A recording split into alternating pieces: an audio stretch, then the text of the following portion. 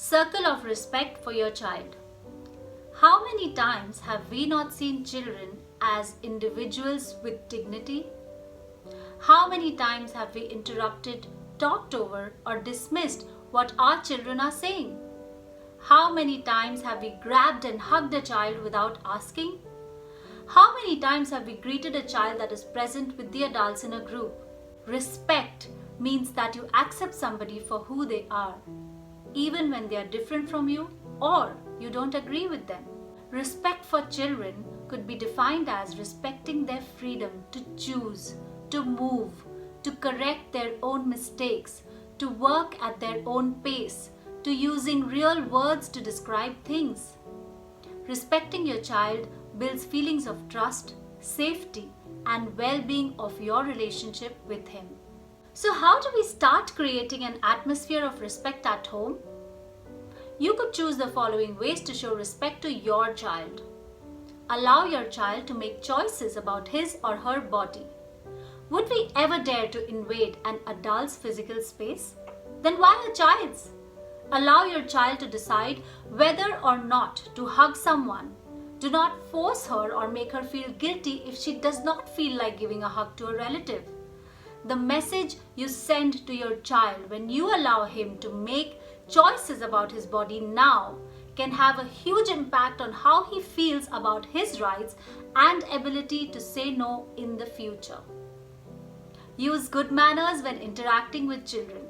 You must be thinking, how can we be so formal with our own children? Don't be formal. Mean the respect. Now this may sound silly, but it does make sense.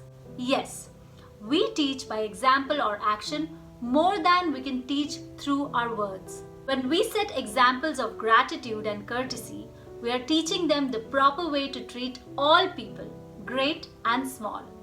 We also set a sense of self-respect in them. Refrain from forcing your child to share. Now this is a tricky topic. We keep saying sharing is caring to an extent that we start forcing our children to share. While teaching them one virtue, aren't we teaching them to be forceful of their own views on others? Instead of forcing our child to share, let's try to encourage a mindset of giving. Allow your child to choose when to share his or her personal items. Sharing is caring for sure. So start sharing to let your child see that you care, and he will automatically pick up after you. Respond to mistakes with love and encouragement instead of criticism and anger. This means refraining from laughing when your child makes a mistake, or falls down, or puts his pant on backwards, or gets the comb stuck in his hair.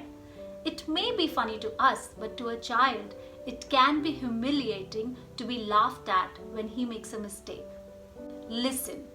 Allow your child to speak for herself, even if it feels like it's taking quite a bit of time to get it all out. Use patience and eye contact by bending down to her height and refrain from interrupting or finishing her sentences. When you show your child that what she has to say matters, you show her to use her voice in all kinds of situations in her future. Show your trust in your child by allowing him to do for himself. Dr. Montessori once said, "We habitually serve children, and this is not only an act of servility toward them, but it is dangerous since it tends to suffocate their useful, spontaneous activity." We put the clothes on for our children. We tie their laces. We put their dirty linen in the laundry bag. We brush their teeth. We feed them.